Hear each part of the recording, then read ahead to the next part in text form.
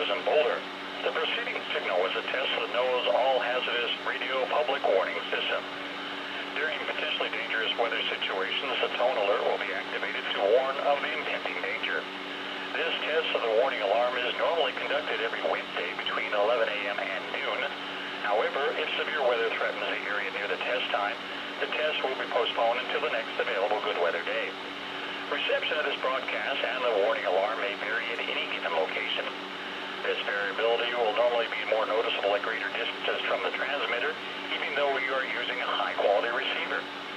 The warning alarm tone will be activated for hazardous watches and warnings for the following counties covered by this transmitter: Adams, Arapahoe, Boulder, Broomfield, Clear Creek, Denver, Douglas, Northwest Elbert, Gilpin, Jefferson, Southern Larimer, Eastern Park, and Southern and Central Weld.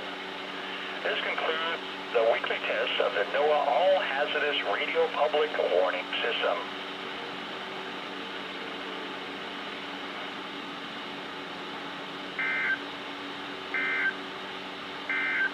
Here is the forecast for areas southeast of Denver, including